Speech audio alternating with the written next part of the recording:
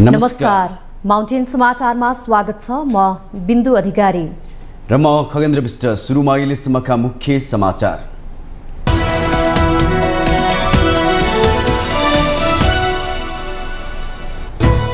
छिमेकीहरू विकासको होडमा चलेको बेला नेपाल जातीय द्वन्द्वमा फस्दै जातीय द्वन्द्वको बीजारोपणले ठूलो रूप लिए मुलुक उठ्न नसक्ने गरी दुर्गतितर्फ धकेलिने निश्चित। मिनी पार्लियामेन्ट बनिने संसदीय समितिले पायो पूर्णता। कोशीको राजनीतिक गतिरोधको फाइदा राप्रपालाई विकास समितिको सभापति उपहार। मुद्दा मामिलाको डरले मन्त्री र सचिवहरू निर्णय गर्न नसक्ने अवस्थामा पुगेको प्रधानमन्त्री प्रचण्डको टिप्पणी। परम्परागत कानुनमा बाधिता परिणाम आउन नसकेको जिकिर। यति ओम्नी र गिरिबन्धु टी स्टेटमा छानबिन गर्न सरकारलाई एमाले अध्यक्ष ओलीको चुनौती। आफूमाथि लगाइएको आरोप छानबिन गरे सत्तारूढ दलका नेता नै जेल जाने दाबी। एमसीसीको व्याख्यात्मक टिप्पणीमा प्रश्न उठेको नेकपा यसका अध्यक्ष महादेव नेपालको भनाई। एसपीपी सम्झौताको तयारी पनि भइरहेको नेता खनालको दाबी। चन्द्रमाको दक्षिणी ध्रुवमा चन्द्रयान 3 को सफल अवतरणपछि भारतले अब सूर्यको अध्ययन गर्ने आदित्य L1 मिसन यही भदौ 16 गते प्रक्षेपण गर्ने तयारी। र सन्दीप लामिछाने सहित 5 खेलाडी अस्ट्रेलियन बिग बास लिगको ड्राफ्टमा। देव, अर्जुन, आसिफ र आरिफ शेख पहिलो पटक विदेशी लिग खेल्न सक्ने।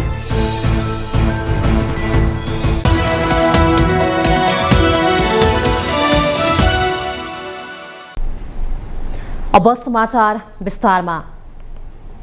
सबै नेताहरू अग्रगमनको दुहाई दिन्छन्। जनताको माग विकास र समृद्धि देखिन्छ, तर व्यवहारमा यात्रा उल्टो दिशातर्फ केन्द्रित छ। विकास र समृद्धिको नारा लाग्नुपर्नेमा जातीय पहिचानको साँगुरो परिभाषालाई जीवन मरणको सवाल बनाइदैछ। छिमेकी मुलुक अन्तरिक्ष अभियानको सफलतामा रमाइरहँदा नेपालीहरू एकले अर्कोलाई धारे हात लगाएर बसिरहेका छन्। छिमेकीले गरेको विकासको इख नराखेर विभाजनको विष घोल्न थाले मुलुकको बर्बादीले कसैले रोक्न सक्ने देखिँदैन। एक रिपोर्ट। यतिखेर छिमेकी राष्ट्र भारत आफ्नो सफल अन्तरिक्ष अभियानमा रमाइरहेको छ। सिङ्गो राष्ट्र नै एकाकार भएर विश्वलाई सन्देश दिइरहेको छ कि अब हामी महाशक्तिको अभियानमा छौं भनेर। अन्तरिक्ष यात्राको विश्व दौडमा चौथो राष्ट्र बनेकोमा त्यो क्रमलाई समेत घटाउन उनीहरू लागि परेका छन्। विकास निर्माणमा काया पलट गरिरहेका छन्। आज छिमेकी देशहरूको विकासको अभियान देख्दा लाग्दछ उनीहरू विश्व मानचित्रमा आफ्नो जबरजस्त अभियानको खोजी गरिरहेका छन्। विडम्बना भन्नुपर्छ, नेपाल यतिखेर संसारले धेरै पहिला छोडिसकेको कथित जातिपाती भन्दै पहिचानको द्वन्द्वमा फसिरहेको छ।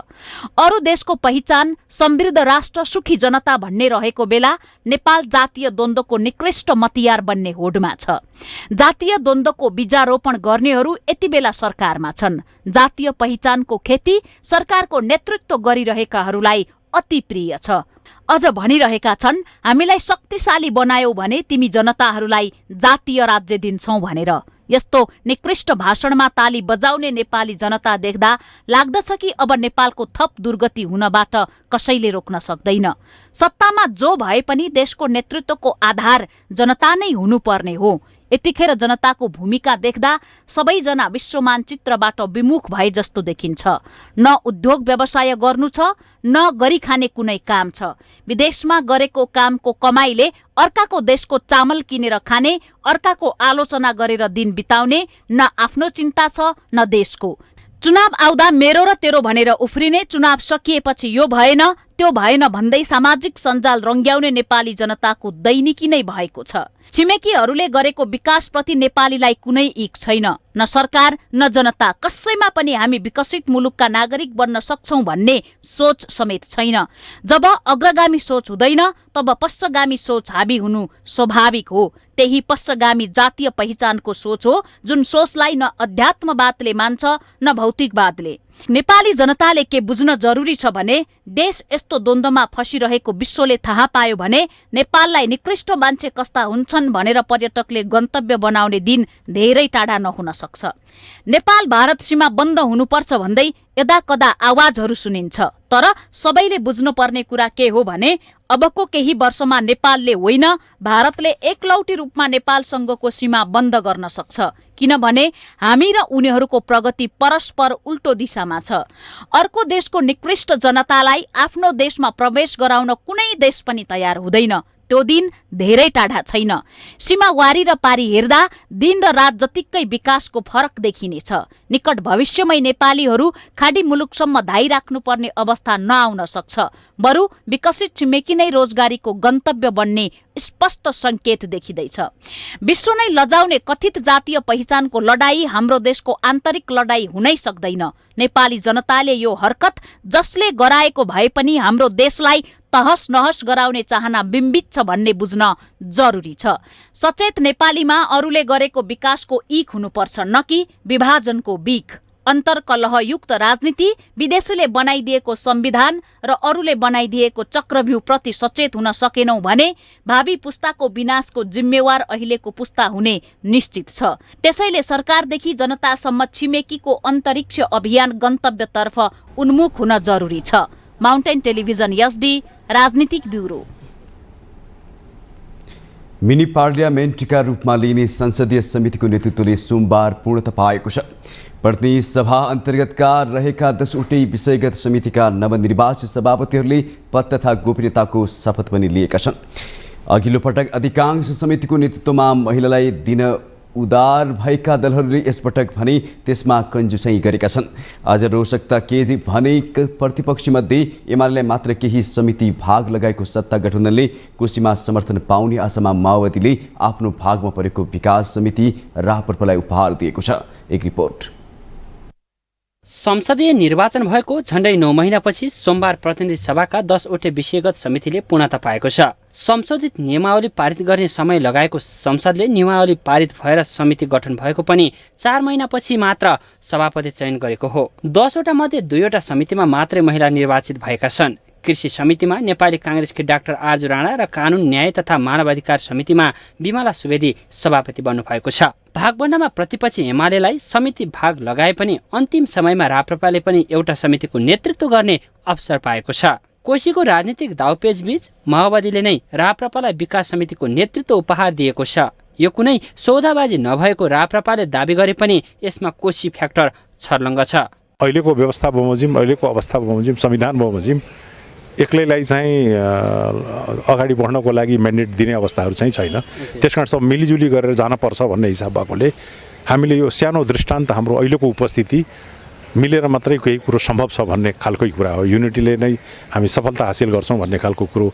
अहिलेको सरकार असफल हुनुको अर्थ देशको असफलता पनि हुनसक्छ। पछि आएर बन्ने सरकारले सफलता पाउला, तैपनि प्रत्येक तहमा सरकार भन्नेको नेपालको सरकार नै हो। नेपालको सरकार सफल होस् भन्नको लागि जुन परिस्थितिमा हामी रहन्छौँ त्यसमा सफलता नै हामी चाहन्छौँ। संसदीय समितिलाई मिनी संसद मानिन्छ। संसद नचलेका बेला संसदीय समितिको सक्रियता निकै महत्त्वपूर्ण हुन्छ। तर संसदीय समितिहरूको प्रभावकारिता र सरकारसँगको सम्बन्धमा प्रश्न उठिरहेका बेला नेतृत्वलाई चुनौती पनि उत्तिकै छ। समितिको निर्देशन सरकारले पालना नगर्ने विगतको अभ्यास यत्तिकै रोकिने छैन। निर्देशन पालना भए नभए अनुगमन गर्ने दायित्व पनि समितिकै हुन्छ। त्यसका लागि समिति क्रियाशील हुनुपर्छ। निर्देशन कार्यान्वयन गर्न, सरकारलाई जवाफदेही बनाउन र जवाब खोज्दै कार्य प्रगति मूल्याङ्कन गरेर प्रतिवेदनसम्म लैजाने केही नवनिर्वाचित सभापतिहरूको भनाइ छ।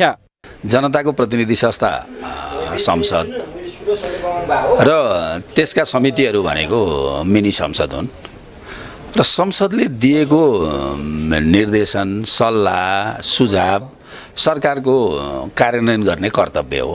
त्यसो हुँदाखेरि यो चाहिँ जनताका आवाज सरकारले सुन्छ कि सुन्दैन भन्ने प्रश्न निर्माण हुन सक्छ। त्यसो हुँदा मलाई के विश्वास छ भने समितिहरूले दिएको र संसदले दिएको सल्लाहलाई सरकारले मान्नुपर्छ, मान्छ। संसदीय समितिको प्रभावकारिताको मूल्याङ्कन आम नागरिकले गर्ने नै छन्। तर समितिको सभापतिमा समेत राजनीतिक लेनदेनको संस्कृति सुरु भएको हो भने कालान्तरमा यो मुलुकको हितमा हुने छैन। तर सरकार बनाउने अप्ठ्यारोका बीच सत्ता गठबन्धनले आरामदायी बहुमत पुर्याउन राप्रपाको साथ खोज्नु स्वाभाविक राजनीति नै मान्नुपर्छ। माउन्टेन टेलिभिजन एचडीका लागि बटुक राजगिरीको रिपोर्ट। प्रतिनिधि सभा अन्तर्गतको राज्य व्यवस्था तथा सुशासन समितिका सभापति रामहरि खतिवड़ाले सुन तस्करी प्रकरण लगायतका सबै विषयमा समितिमा छलफल हुने बताउनु भएको छ। सभापतिमा निर्वाचित भएपछि उहाँले सबै पक्षलाई मिलाएर समितिले निर्णय गर्ने परम्पराको विकास गर्ने प्रतिबद्धता व्यक्त गर्नुभयो। समिति मेरो होइन हाम्रो भन्ने परम्पराबाट अघि बढ्ने सभापति खतिवड़ाको भनाइ छ। उहाँले राज्य व्यवस्था तथा सुशासन समिति संवेदनशील समिति पनि भएकाले सोही अनुसारको कार्ययोजना बनाएर अघि बढ्ने प्रश्न पार्नुभयो।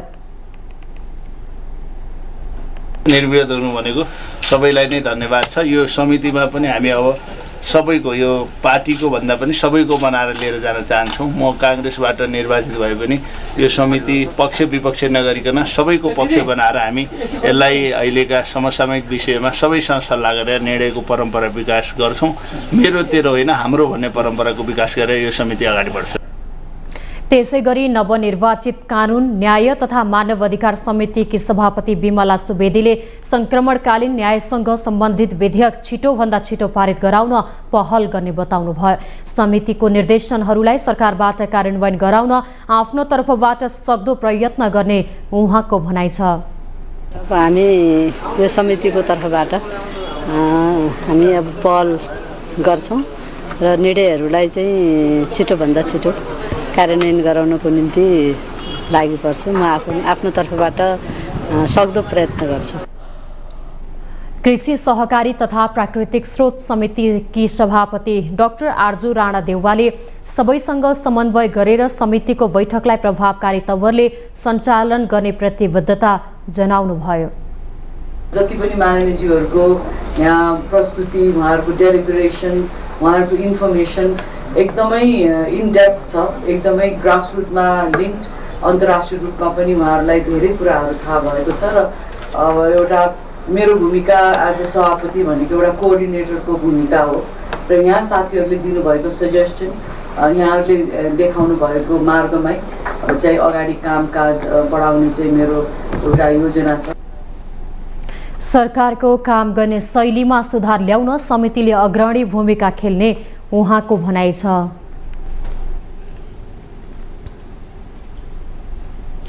राष्ट्रिय स्वतन्त्र पार्टीले मधेसप्रति न्याय गर्नका लागि उद्योग तथा वाणिज्य र श्रम तथा उपभोक्ता हित समितिको सभापतिको उम्मेदवारी फिर्ता लिएको बताउनु भएको छ। सोमबार उम्मेदवारी फिर्ता लिए जनमत पार्टीका सांसद अब्दुल खानलाई समर्थन गरेपछि राष्ट्रसभा सांसद गणेश पराजुलीले आफ्नो प्रतिस्पर्धा जनमतसँग नभई सत्ता गठबन्धनका दलहरूसँग भएको भन्दै उम्मेदवारी फिर्ता लिएको प्रश्न गर्नुभएको हो। उहाँले प्रतिपक्षले लेखा समितिको जिम्मेवारी लिएर सरकारलाई खबरदारी गर्नुपर्नेमा अरू समितिको नेतृत्व पनि लिएर राजनीतिक भागवण्डमा लागेको आरोप लगाउनुभयो। हाम्रो प्रतिस्पर्धा भनेको निर्वाचनमा हाम्रो उपस्थिति भनेको त सत्ता पक्ष र गठबन्धनले खेलेका भूमिका प्रति थियो। मैले अघि नै त्यहाँ पनि भित्र पनि भनिसकेको छु। स्वाभाविक रूपमा प्रतिपक्षले लेखा समितिको जिम्मेवारी लिएर दह्रो रूपमा सरकारलाई खबरदारी गर्नुपर्ने र अरू राजनीतिक दलहरूले स्ट्रेन्थको आधारमा उनीहरूको सदनमा उपस्थितिको आधारमा उनीहरूले समितिको नेतृत्व गर्न पाउनुपर्ने स्वाभाविक प्रक्रिया हो। तर यी सबै कुराहरूलाई पाखा लगाएर राजनीतिक भागवण्डा लेन देनको आधारमा उहाँले समितिका जिम्मेवारी बाँडफाँड गर्नुभयो र यसलाई यो नितान्त खराब कुरा हो र राजनीतिमा निकै दूषित कुरा हो। यसको विरुद्धमा हामीले आवाज उठाउनुपर्छ। सांसद पराजुली राजनीतिक भागवण्डका आधारमा समितिका जिम्मेवारी बाँडफाँड भएको प्रति असन्तुष्टि जनाउनु भयो। प्रधानमन्त्री पुष्पकमल दाहाल प्रचण्डले मन्त्री र सचिवहरू मुद्दा मामिलाको डरले निर्णय गर्न नै डराउने अवस्था आएको टिप्पणी गर्नुभएको छ। सोमबार राष्ट्रिय विकास समस्या समाधान समितिको बैठकलाई सम्बोधन गर्दै प्रधानमन्त्री प्रचण्डले मन्त्री, सचिव र कर्मचारीहरू निर्णय गर्न नै डराउने अवस्था आएको बताउनु भएको हो। उहाँले सचिवहरूमा कुनै निर्णय गरे मुद्दा मामिलाका कारण अदालत जानुपर्ने हो कि भन्ने आतंक छाएको टिप्पणी गर्नुभयो। व्यवसायहरू पनि व्यवसायमा अगाडि बढ्दै जाँदा मुद्दा मामिलामा फसिन्छ कि भनेर आतंकित हुने खतरा देखिएको उहाँको भनाइ छ। प्रधानमन्त्री प्रचण्डले परम्परागत ऐन र कानूनले देशको विकास हुन नसक्ने भन्दै यसलाई परिवर्तन गर्नुपर्ने आवश्यकता उम्ल्याउनु भयो। परम्पराको डोरीमा बाँधिएर परिणाममुखी काम गर्न नसकिएको उहाँको जिकिर थियो। यहाँ प्रक्रियाको कुरा असाध्य बढी जान्छ। हामी प्रोसिडियरल काममा फस्छौँ, हामी परिणाम हामी दिन सक्दैनौँ।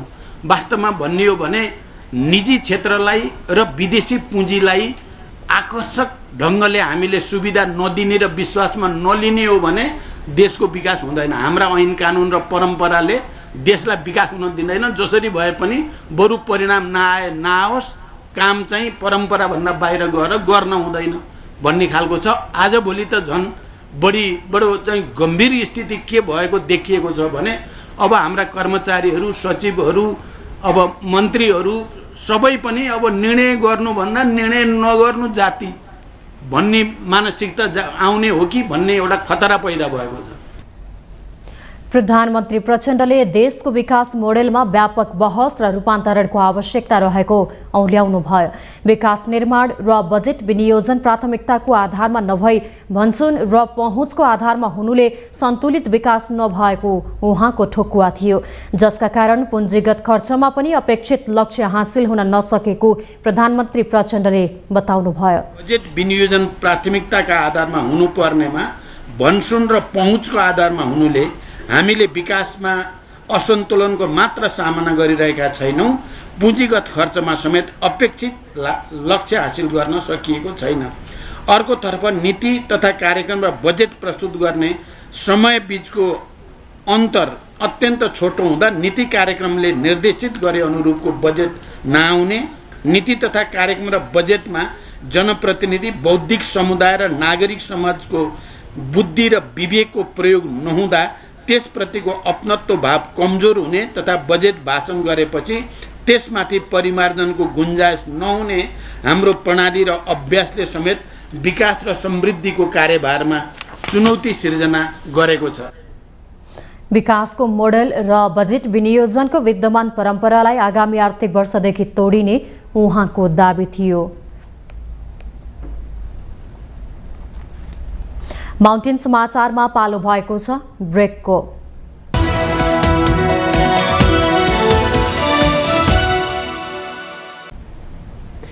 ब्रेकपछि स्वागत छ। बाँकी समाचार। नेकपा एमालेका अध्यक्ष एवं पूर्व प्रधानमन्त्री केपी शर्मा ओलीले गिरिबन्धु टी स्टेट एती उम्नी सहितका प्रकरणमा छानबिन गर्न सरकारलाई चुनौती दिनुभएको छ। अध्यक्ष ओलीले सरकार र सत्तारूढ दललाई भ्रष्टाचारीहरूको संज्ञा दिँदै आफूमाथि आरोप लगाएका सबै विषय छानबिन गरे उनीहरू आफै जेल जाने जिकिर गर्नुभयो। सोमबार काठमाडौँमा आयोजित एक कार्यक्रममा उहाँले गिरिबन्धु टी स्टेटको जग्गा गैर कानुनी रूपमा बिक्री गरी कमिसन खानेहरूले आफूलाई बदनाम गराउने कोसिस गरिरहेको दावी गर्नुभयो। अध्यक्ष ओलीले त्यसमाथि पनि तत्काल छानबिन गर्न सरकारलाई दबाब दिनुभयो। ललिता निवास प्रकरणमा एमालेलाई आरोप लगाउनेहरू अहिले आफै भागभण्डमा परेको उहाँको भनाइ थियो।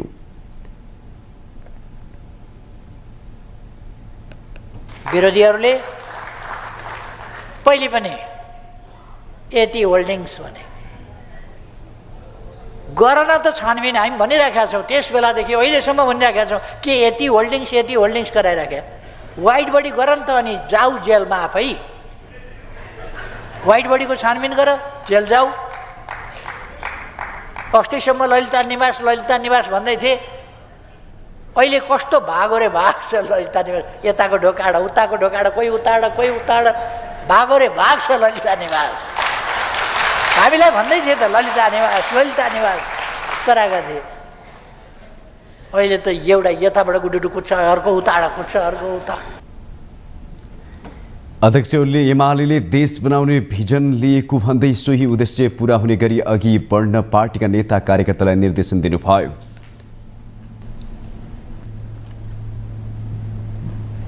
नेकपा एमालेका अध्यक्ष एवं पूर्व प्रधानमन्त्री केपी शर्मा ओलीले सरकारमाथि परराष्ट्र नीति सञ्चालनबारे गम्भीर प्रश्नहरू उठेको टिप्पणी गर्नुभयो। सोमबार संघीय संसद प्रतिनिधि सभा अन्तर्गतको अन्तर्राष्ट्रिय सम्बन्ध तथा पर्यटन समितिको बैठकमा उहाँले परराष्ट्र नीतिहरू र व्यवहारबारे सरकारको गतिविधिबारे गम्भीर प्रश्नहरू उठेको बताउनुभयो। अध्यक्ष ओलीले परराष्ट्र नीतिको मामिलामा सबै राजनीतिक दलहरू एकजुट हुनुपर्ने अवस्था आएको उल्लेख गर्नुभयो। मुलुकको गुमेको भूमि फिर्ता लिन तथा पारस्परिक लाभ र सम्मानको आधारमा परराष्ट्र नीति सञ्चालन गर्न सरकार, नागरिक समाज र सबै राजनीतिक दलहरू एक ठाउँमा उभिनुपर्ने उहाँको भनाइ छ।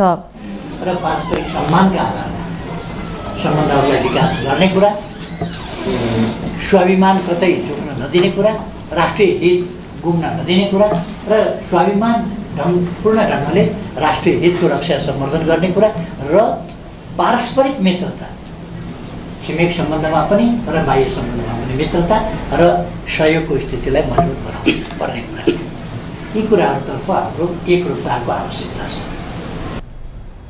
यस्तै नेकपा एकीकृत समाजवादीका अध्यक्ष माधव कुमार नेपालले अमेरिकी आर्थिक सहयोग परियोजना एमसीसीको व्याख्यात्मक टिप्पणीमा प्रश्न उठेको जिकिर गर्नुभयो।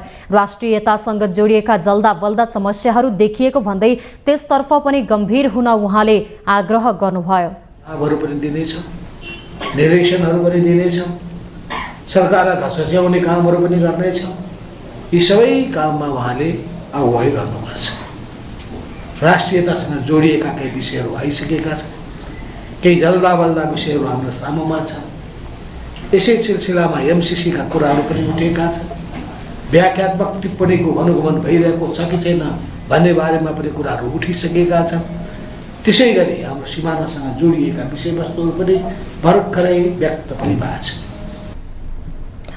परराष्ट्र मन्त्री नारायण प्रसाद साउदले दक्षिण एसियाली क्षेत्रीय सहयोग संगठन सार्कलाई पुनः जीवन दिने गरी छलफल हुन लागेको जानकारी दिनुभयो। संयुक्त राष्ट्र सङ्घको महासभामा भाग लिन न्युयोर्कमा राष्ट्रिय प्रतिनिधि मण्डल जाँदा अनौपचारिक रूपमा परराष्ट्र मन्त्री स्तरको छलफल हुने र सो छलफलले सार्कलाई पुनः जीवन दिने उहाँको दाबी थियो।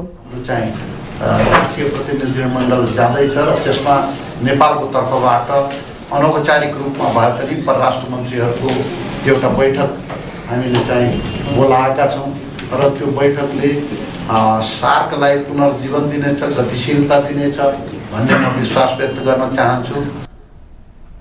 परराष्ट्र मन्त्री साउदले सरकारले सन्तुलित परराष्ट्र नीतिलाई जोड दिएको पनि प्रश्न पार्नुभयो।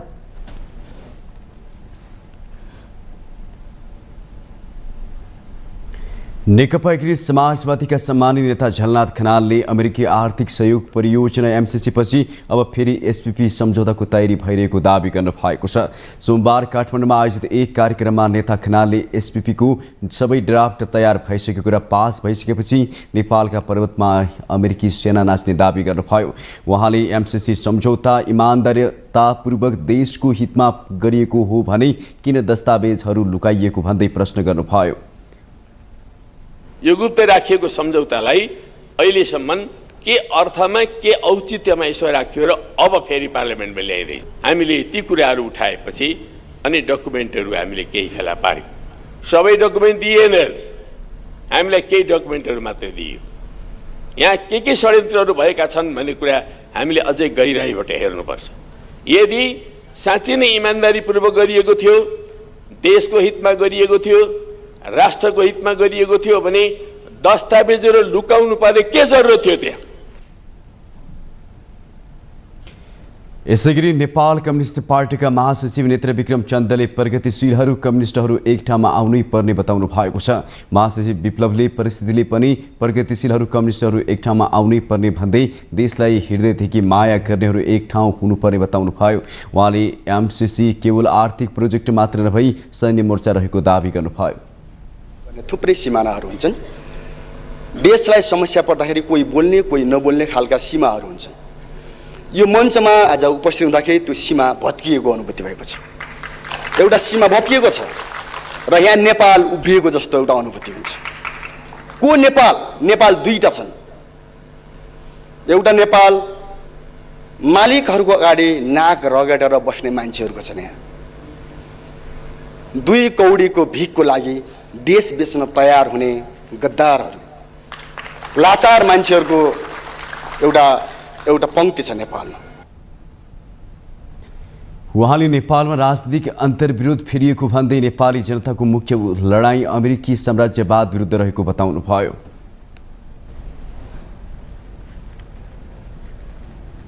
आम जनता पार्टीका अध्यक्ष प्रभु शाहले गौर हत्याकाण्डको मुद्दा अन्तर्राष्ट्रिय अदालत हेगमा लैजाने चेतावनी दिनुभयो। सोमबार पार्टीको केन्द्रीय कमिटी बैठकलाई सम्बोधन गर्दै अध्यक्ष शाहले 17 वर्ष बितिसक्दा पनि पीडितले न्याय नपाएको भन्दै गौर हत्याकाण्डको मुद्दा अन्तर्राष्ट्रिय अदालत हेगमा जाने चेतावनी दिनुभएको हो। उहाँले 17 वर्ष अगाडि नै मुद्दा दर्ता गरेको भए पनि प्रक्रिया अगाडि नबढेको भन्दै सरकारको आलोचना गर्नुभयो। सरकारले गौर हत्याकाण्डका पीडितसँग सहमति गरे पनि कुर्सी हल्लिने भएपछि पछि हटेको अध्यक्ष शाहको आरोप छ। 17 वर्ष भइसक्यो, मुद्दा दर्ता छ। मुद्दा दर्ता त दुनियाँले बुझ्छ, मुद्दा दर्ता भइसकेपछि अब प्रोसेसमा जान्छ। 17 वर्ष अगाडि मुद्दा दर्ता छ तर कानुन लाग्दैन। सरकारले भन्छ हामी छानबिन गर्छौँ, तर कुर्सी हल्लिने भएपछि भन्छ केही दिन रोक्नुपर्छ, यसलाई लटरपटर गर्नुपर्छ, यसलाई केही गर्नु हुँदैन भने यो कानुनको शासन हो, कुर्सीको शासन भन्ने कि कानुनको शासन भन्ने? न्यायको लागि सरकार बनेको हो कि कुर्सी बचाउन सरकार बनेको हो भन्ने प्रश्न आउँछ। यसरी हामी के हेर्छौँ भने यसरी कानुनको शासनको खिले उडाउने काम भइरहेछ। र म फेरि भन्छु गौर हत्याकाण्डको विषयमा यदि सरकारले यसरी सत्ता जोगाउने र लटरपटर गर्ने हो भने पीडितहरू चुप लागेर बस्दैन। अध्यक्ष शाहले ललिता निवास जग्गा प्रकरणमा तत्कालीन प्रधानमन्त्रीहरूलाई मुद्दा चलाउनु पर्नेमा केवल साक्षी मात्रै बनाइएको भन्दै असन्तुष्टि जनाउनुभयो। उहाँले ठूला नेताहरूलाई कानुनभन्दा माथि बनाउने प्रयत्न गरिए सह्य नहुने चेतावनी दिनुभयो। प्रमुख निर्वाचन आयुक्त दिनेश कुमार थपलियाले निर्वाचन व्यवस्थापन विधेयकको मस्यौदा छिटो पारित गर्नुपर्नेमा जोड दिनुभएको छ। आयोगले विधेयकको मस्यौदा सरकार समक्ष पेश गरेकाले त्यसलाई सदनबाट पारित गराउन सम्बन्धित पक्षको दबावको अपेक्षा गरेको प्रमुख निर्वाचन आयुक्त दिनेश कुमार थपलियाले बताउनु भएको हो। सोमबार निर्वाचन आयोगले काठमाडौँमा गरेको छलफलमा विधेयकको मस्यौदामाथि आम बहसको विषय बनाउनका लागि हस्तक्षेपकारी भूमिका निर्वाह गर्न सञ्चारकर्मीहरूसहित सम्बन्धित पक्षलाई आग्रह गर्नुभयो। 2084 सालको निर्वाचन नयाँ ऐन मार्फत हुनुपर्नेमा उहाँले जोड दिनुभयो। कानुनको मस्यौदा सरकारले छिट्टै संसदबाट पेश गर्ने विश्वास व्यक्त गर्दै प्रमुख आयुक्त थपलियाले जस्ताको तस्तै पारित भए नेपालको निर्वाचन सुधारको क्षेत्रमा अग्रगामी कदम हुने जिकिर गर्नुभयो। आम नागरिकको आवाज निर्वाचन शासकीय प्रणालीमा सुधार गर्ने हो भने निर्वाचन व्यवस्थापन सुधार हुनुपर्छ। निर्वाचन गतिलो भयो भने मात्रै, निर्वाचनमा सदाचारिता कायम गर्न सकियो भने मात्रै हामीले खोजेको सुशासन प्राप्त हुन सक्छ भन्ने ध्येयका साथ यो ऐनको मस्यौदा तयार गरेर, यो विधेयकको मस्यौदा तयार गरेर हामीले पेश गरेका छौँ। त्यसकारण यसलाई छिटो छरितो रूपमा पारित गर्नको निम्ति मैले तपाईहरुसँग चाहिँ एउटा गुणात्मक सुधारका लागि चाहिँ यो सकारात्मक हस्तक्षेपको रणनीति, गुणात्मक सुधार हुन्छ भने सकारात्मक हस्तक्षेप पनि गर्न पर्छ। मस्यौदामा भोट हाल्दिन भन्ने नागरिकको अधिकारलाई पनि सुनिश्चित गरिएको प्रमुख निर्वाचन आयुक्त थपलियाले जानकारी दिनुभयो। मस्यौदामा 50% भन्दा बढी मतदाताले कुनै उम्मेदवारलाई मत हाल्दिन भन्ने, चिन्हमा मत हाले उम्मेदवारी स्वतः रद्द हुने, विदेशमा रहेका नेपालीहरूले पनि सम्बन्धित देशको कूटनीतिक नियोग वा राजदूतावास मार्फत मतदान गर्न पाउने, उपनिर्वाचनहरू जिल्ला निर्वाचन कार्यालयको नेतृत्वमा सम्पन्न गर्ने लगायतका प्रावधान राखिएको निर्वाचन आयोगले जनाएको छ।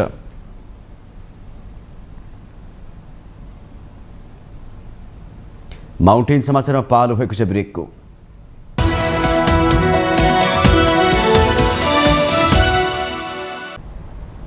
ब्रेकपछि स्वागत छ। अब बाँकी समाचार। सर्वोच्च अदालतमा आजदेखि पेशी तारिख स्वचालित प्रणालीबाट सुरु भएको छ। प्रधान न्यायाधीश विश्वम्भर प्रसाद श्रेष्ठले सोमबार सर्वोच्च अदालतमा स्वचालित पेशी तारिख प्रणाली सुरु गर्नुभएको बताउनु भएको हो। स्वचालित पेशी तारिख प्रणालीको शुभारम्भ गर्दै प्रधान न्यायाधीश श्रेष्ठले सर्वोच्च अदालतमा सुशासन कायम गर्ने अभियानमा यो प्रणाली प्रभावकारी हुने विश्वास व्यक्त गर्नुभयो। अदालतका सबै काम कारबाहीहरूलाई प्रविधि मैत्री बनाएर सुशासन कायम गर्ने भन्दै प्रधान न्यायाधीश श्रेष्ठले यसबाट कर्मचारीहरूले उच्च मनोबलका साथ काम गर्न सक्ने बताउनुभयो।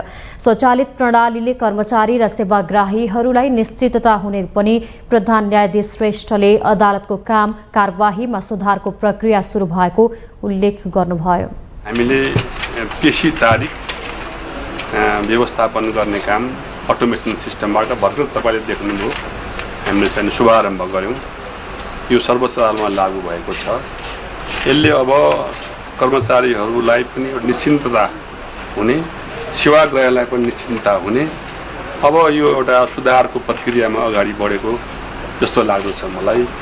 अब यो कृषि व्यवस्थापन जुन हामीले अहिले यो एउटा कडी हो, यो तारिकसम्म एउटा सुरुवात गऱ्यौँ हामीले। अब सायद हाम्रा कर्मचारी साथीहरूले निर्धक्कसँग उच्च मनोबल राखेर काम गर्नलाई यसले मद्दत गर्छ होला जस्तो मलाई अनुभूति भएको छ। उहाँले स्वचालित पेशी तारिक प्रणालीका लागि सर्वोच्च अदालतभित्रकै जनशक्ति प्रयोग गरिएको बताउनुभयो। यो प्रणालीलाई आगामी दिनमा काठमाडौँ जिल्ला अदालत हुँदै अन्य अदालतहरूमा पनि लागू गरिने प्रधान न्यायाधीश श्रेष्ठले बताउनुभयो।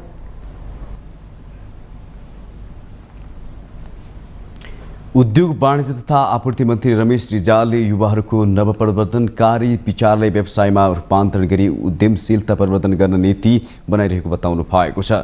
नेपाल उद्योग वाणिज्य महासङ्घले सोमबार काठमाडौँमा आयोजना गरेको स्टार्टअप राष्ट्र सम्मेलनमा मन्त्री रिजालले यस्तो बताउनु भएको हो।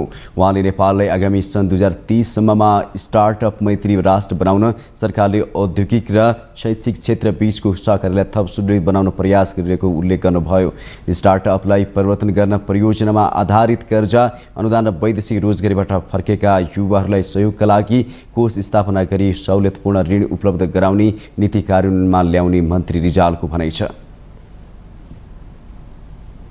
देशमा स्टार्टअपका लागि अनुकूल इकोसिस्टम सिर्जना गर्ने विभिन्न कानुनी तथा नीतिगत सुधारहरू गरिरहेको छ। स्टार्टअपलाई प्रवर्धन गर्न परियोजनामा आधारित कर्जा र अनुदान उपलब्ध गराउने, युवा उद्यमी र वैदेशिक रोजगारीबाट फर्केकाहरूलाई सहयोग गर्न कोष स्थापना गर्ने र सहुलियतपूर्ण ऋण उपलब्ध गराउने जस्ता कार्यक्रम कार्यान्वयन गर्न लागि छ। त्यसैगरी नेपाल उद्योग वाणिज्य महासङ्घका अध्यक्ष चन्द्रप्रसाद ढकालले स्टार्टअपको परिभाषा नहुँदा सरकारले ल्याएका प्रवर्धनात्मक नीतिहरू कार्यान्वयनमा आउन नसकेको टिप्पणी गर्नुभयो। सरकारले स्पष्ट स्टार्टअप नीति बनाएर कोभिड महामारीका कारण जोखिममा परेका नवप्रवर्धनकारी युवाहरूलाई सहयोग प्रदान गर्नुपर्नेमा उहाँको जोड थियो। मा आएको समस्याले कतिपय स्टार्टअप जोखिममा परेकोले जोखिम प्रतिरोध गर्ने क्षमता बढाई व्यवसायलाई निरन्तरता दिनुपर्ने चुनौती पनि थपिएको छ। नीति ल्याई स्टार्टअपलाई सहयोग प्रदान गर्नु आजको आवश्यकता चाहिँ हो भन्ने कुरा म राख्न चाहिँ चाहन्छु। अध्यक्ष ढकालले सरकारको प्रयासमा महासङ्घले सधैँ साथ दिने प्रश्न पार्नुभयो।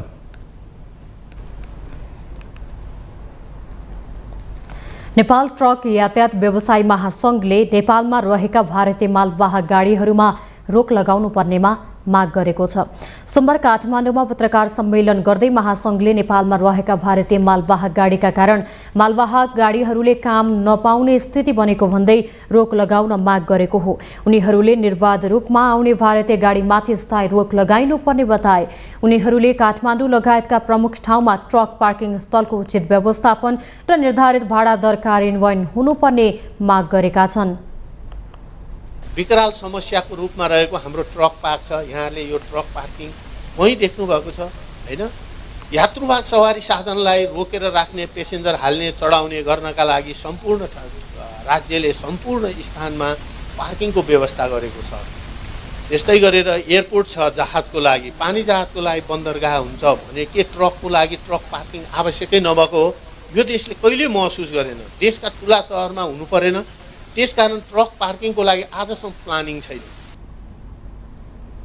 महासङ्घले राहतजन्य कार्यहरूको व्यवस्थापन, राजस्व चेक जाँचका बेला ट्रकमा भएको सामान र त्यससँग सम्बन्धित कागजात बीच तालमेल नमिलेमा ट्रकलाई महिनौसम्म थुन्ने, सामान जफत गर्ने सम्बन्धित ऐनहरूमा संशोधन गर्न माग गरेको छ। यौन दुर्व्यवहारको आरोपमा कञ्चनपुरको भीमदत्त नगरपालिका 10 जिमुवा स्थित सिद्धनाथ माध्यमिक विद्यालयका शिक्षक वीरेन्द्र प्रसाद जोशीमाथि भएको कुटपिट प्रकरणलाई लिएर शिक्षकहरू आन्दोलित भएका छन्।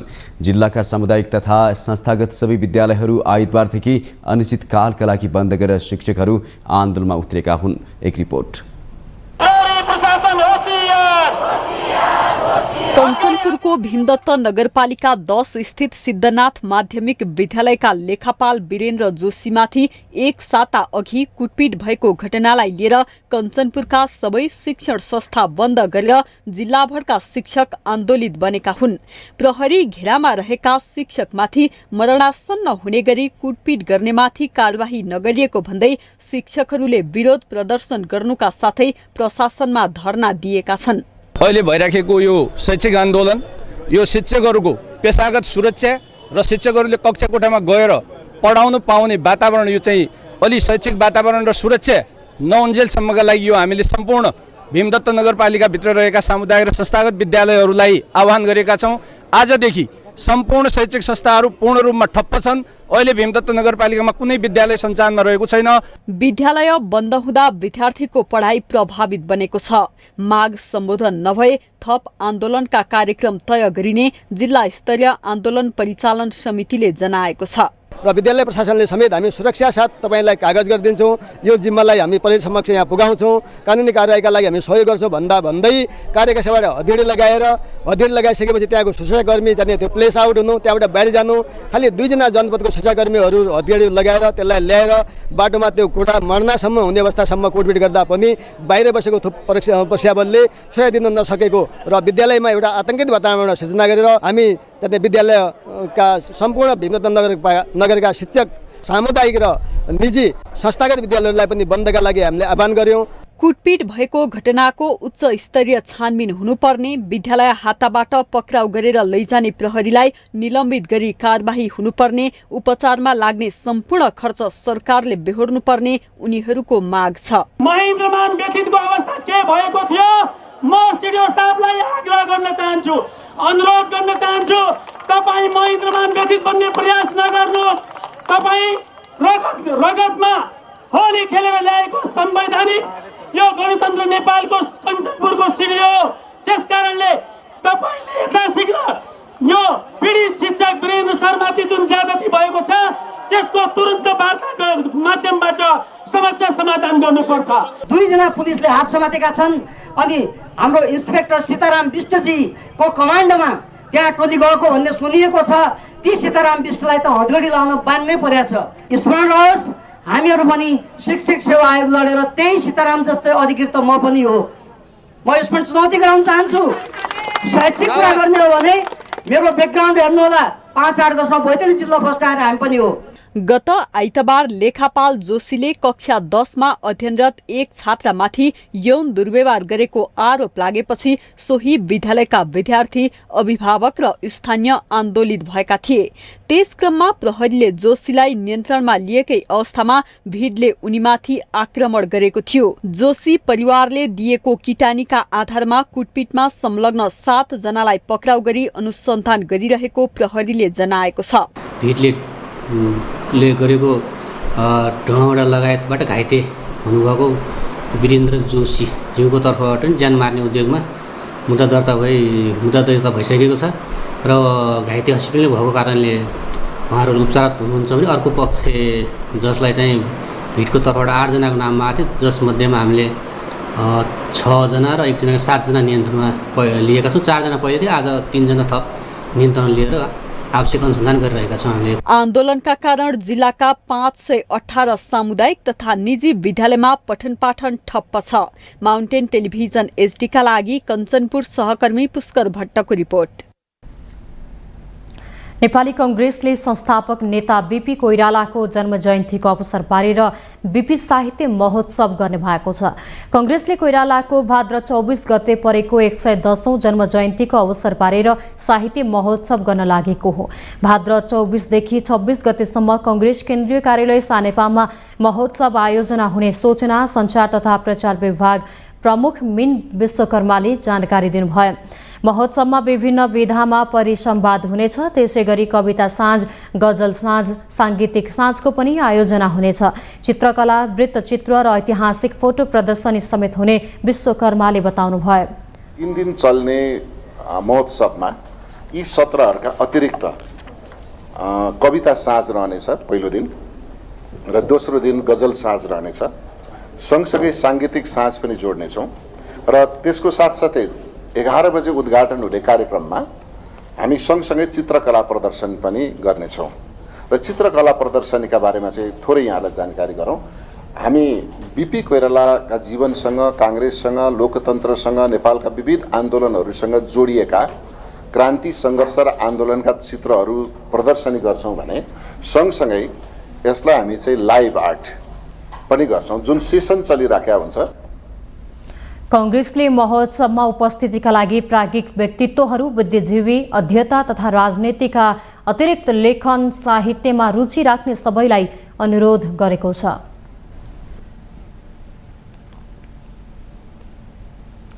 बजार अनुगमनका क्रममा इलाममा म्याद गुज्रेको अवस्थामा फेला पारेका बरामद सामान नष्ट गरिएका छ। इलाम बजारमा अनुगमनका क्रममा फेला परेका म्याद सकिएका सामग्री घरेलु तथा साना उद्योग कार्यालयमा नष्ट गरिएको हो। जिल्ला प्रशासन कार्यालय इलामको नेतृत्वमा विभिन्न समयमा अनुगमनका क्रममा पाइएका मापदण्ड विपरीत, गुणस्तरहीन तथा म्याद गुज्रेका सामान सोमबार नष्ट गरिएको हो। जिल्ला प्रशासन कार्यालय नेपाल प्रहरी घरेलु र सञ्चारकर्मीहरूको प्रतिनिधित्वमा ती सामग्री नष्ट गरिएको हो। इलाम बजारमा पछिल्लो समय जिल्ला प्रशासन कार्यालयको नेतृत्वमा अनुगमन तथा म्याद गुज्रेका सामान जफत एवं जरिवानाले तीव्रता पाएको छ।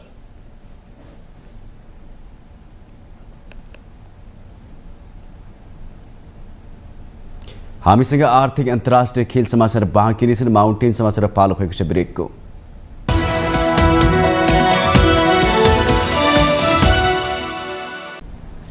ब्रेकपछि स्वागत छ। अब आर्थिक समाचार। आर्थिक समाचारको साथमा जगदम्बा सुपर साइन तथा ग्याल्बा प्लस जीवनभरको भरोसा। रिद्धि सिद्धि सिमेन्ट रोबोटिक ल्याबमा बनेको स्मार्ट सिमेन्ट।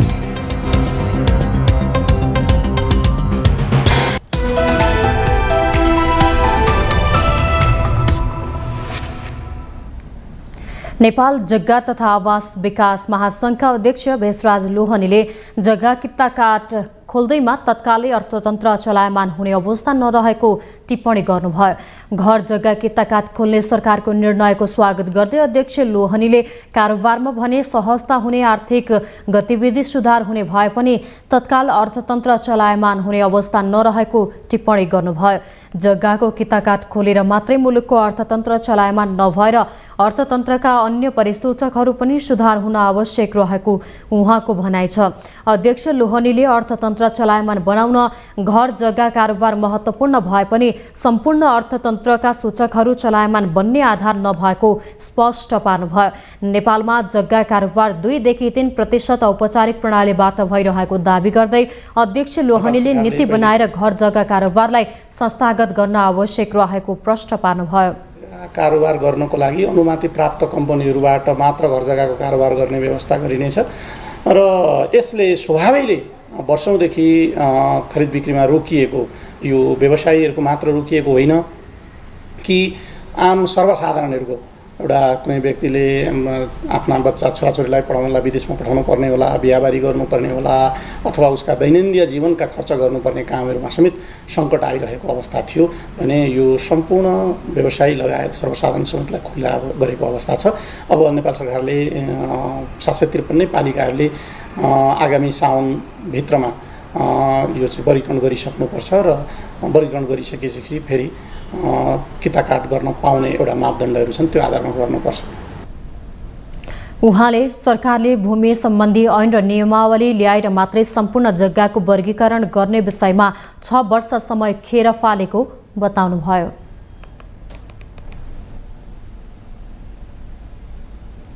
नेपाल राष्ट्र बैंकले उत्पादनमूलक उद्योगलाई सहजीकरण गर्ने गरी चालु पुँजीगत कर्जा सम्बन्धी मार्गदर्शन 2079लाई दोस्रो पटक संशोधन गरेको छ। सोमबार केन्द्रीय बैंकले एक परिपत्र जारी गर्दै चालु पुँजी कर्जा सम्बन्धी मार्गदर्शनलाई संशोधन गर्दै उत्पादनमूलक उद्योगले 3 करोडसम्मको चालु पुँजी कर्जा प्रयोग गर्दा मार्गदर्शन लागू हुने नहुने अवस्था गरेको छ। राष्ट्र बैंकले मौद्रिक नीतिमा जनाएको प्रतिबद्धता अनुसार चालु पुँजी कर्जा सम्बन्धी मार्गदर्शन अवलोकन गरेको हो। अन्य व्यवसायको हकमा समग्र बैंक प्रणालीबाट कुल 1 करोडसम्म चालु पुँजी कर्जा उपयोग गर्ने ऋणीको हकमा उक्त मार्गदर्शन लागू नहुने व्यवस्था यथावत छ। यसअघि सबै कर्जाको लागि 1 करोडको सीमा रहेकोमा अब उत्पादनमूलक उद्योगको लागि भने 3 करोडको सीमा तोकेको हो।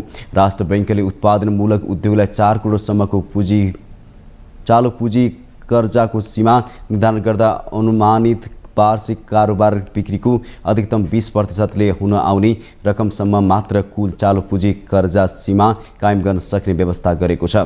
यस्तो कर्जाको अवधि 1 वर्ष वा सोभन्दा कम हुनुपर्ने र यस्तो कर्जा सीमा नवीकरण योग्य हुने संशोधित व्यवस्थामा उल्लेख छ।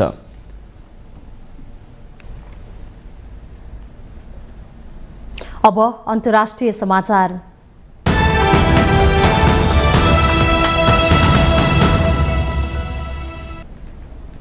चन्द्रमाको दक्षिणी ध्रुवमा चन्द्रयान 3 को सफल अवतरणपछि भारतले अब सूर्यको अध्ययन गर्ने भएको छ। भारतीय अन्तरिक्ष अनुसन्धान संस्थान इसरोले सूर्यको अध्ययन गर्न आदित्य L1 मिसन यही भदौ 16 गते अर्थात् सेप्टेम्बर 2 तारिखमा सुरु गर्ने जानकारी दिएको हो। L1 रकेट आउँदो महिना सेप्टेम्बर 2 तारिखमा बिहान 11:50 श्रीहरिकोटबाट प्रक्षेपण गरिने इसरोले जानकारी दिएको छ। इसरोका अनुसार सूर्यको अध्ययन गर्ने भारतको यो पहिलो अन्तरिक्ष मिसन हुनेछ। अन्तरिक्ष यानलाई पृथ्वीबाट झण्डै 15 लाख किलोमिटर टाढा रहेको सूर्य पृथ्वी प्रणालीको L1 बिन्दु वरिपरिको कक्षमा पठाइने इसरोले जनाएको हो। L1 बिन्दुको वरिपरि कोरोनल अर्बिटमा राख्दा यसले सूर्यलाई कुनै पनि ग्रहण बिना निरन्तर अवलोकन गर्न सक्छ। अन्तरिक्ष यानले फोटोस्फियर, क्रोमोस्फियर र सूर्यको सबैभन्दा बाहिरी तहको अध्ययन गर्ने 7 पेलोडहरू बोक्ने बताइएको छ।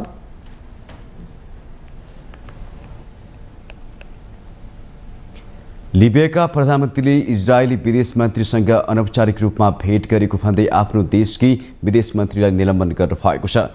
पेलेस्टिनी मुद्दाहरूको ठूलो समर्थक रहँदै आएको लिबियाले इजरायलको अस्तित्वलाई मान्यता दिँदैन र दुई विदेश मन्त्री बीच भेट भएको भन्ने समाचार विवरण सार्वजनिक भएपछि उक्त अरब बाहुल्य देशमा विभिन्न विरोध प्रदर्शनहरू चर्किएका छन्। इजरायली विदेश मन्त्री एली कोहेनले भने लिबियाली समकक्षी नाल्जा अल माङ्गुससँगको भेट आपसी सम्बन्ध स्थापनाका लागि पहिलो ऐतिहासिक कदम भएको जिकिर गर्नुभएको छ। इजरायल हाल औपचारिक रूपमा आफ्नो अस्तित्वलाई मान्यता नदिएका अरब तथा मुस्लिम बाहुल्य देशहरूसँग निकट सम्बन्ध बनाउन प्रयासरत छ। त्यसमध्ये खनिज तेलमा सम्पन्न लिबिया पनि एक हो। तर लिबियाका 3 प्रदेशहरूको प्रतिनिधित्व गर्ने राष्ट्रपतीय परिषदले इजरायलसँगको सम्बन्ध मान्यता बनाउन अवैधानिक हुने बताएको छ। लिबियाको संसदका सभामुखको कार्यकालले अल माङ्गुसलाई महाराज्य द्रोहको आरोप लगाएको छ भने प्रधानमन्त्री अब्दुल हमिद डिबेबाले उहाँ विरुद्ध अनुसन्धान गर्न सिफारिस गर्नुभएको छ। भेटको समाचारपछि लिबियाको राजधानी त्रिपोली र अन्य सहरहरूमा चर्को विरोध प्रदर्शन भएका छन्। प्रदर्शनकारीहरूले सडकहरू बन्द गरेका छन्, टायर बालेका छन् र पेलेस्टाइनी झण्डा बोकेका छन्। यद्यपि प्रदर्शनको आकार तुलनात्मक रूपमा सानो रहेको बताइएको छ।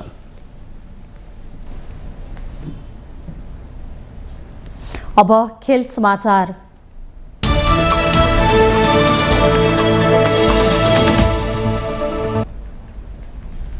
नेपाली स्पिनर सन्दीप लामिछाने सहित 5 खेलाडी अस्ट्रेलियन बिग बास लिग 2023-24 को ड्राफ्टमा परेका छन्।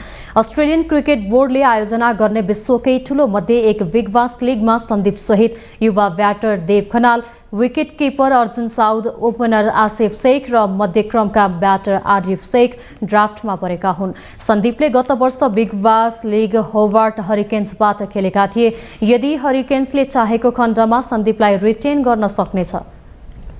अन्य 4 खेलाडीलाई भने ड्राफ्टमा किन्नुपर्ने हुन्छ। देव खनाल नेपालका अन्डर 19 कप्तान समेत हुन्। 13औं संस्करणको बिग बासमा 29 देशबाट कुल 376 खेलाडी ड्राफ्टमा हुनेछन्। बिग बासको ड्राफ्ट आगामी सेप्टेम्बर 3 मा सार्वजनिक हुनेछ। 8 टोली सहभागी बिग बास आगामी डिसेम्बर 7 देखि सुरु हुनेछ। ड्राफ्टमा सन्दीप बाहेक अन्य कुनै खेलाडीलाई किनेको खण्डमा पहिलो पटक बिक्नेछन्। सन्दीपले भने 2018 मा मेलबर्न स्टार्सबाट खेल्दै बिग विकास लीग सुरु गरेका हुन्।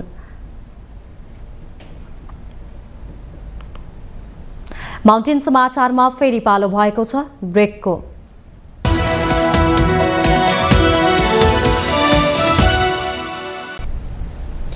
ब्रेकपछि स्वागत छ। यो सँगै हामी माउन्टेन समाचारको अन्त्यमा आइपुगेका छौँ। जाँदा जाँदै मुख्य समाचार पुनः एकपटक।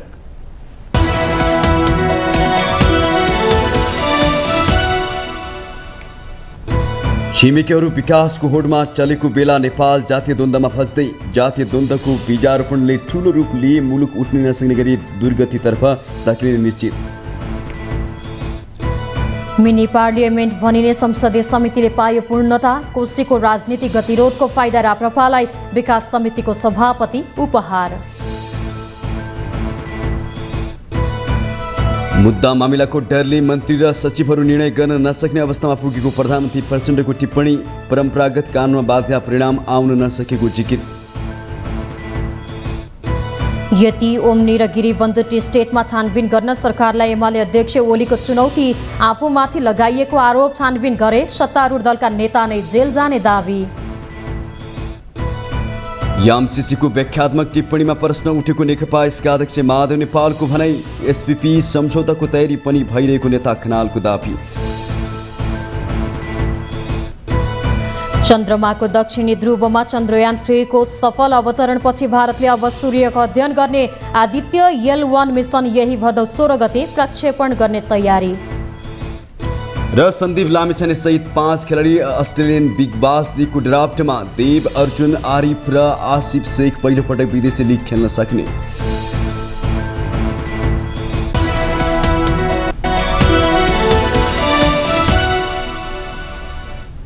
माउन्टेन समाचार अहिलेलाई सकियो। सत्य, तथ्य र निष्पक्ष समाचारका लागि माउन्टेन टेलिभिजन HD हेर्दै रहनुहोला। नमस्कार।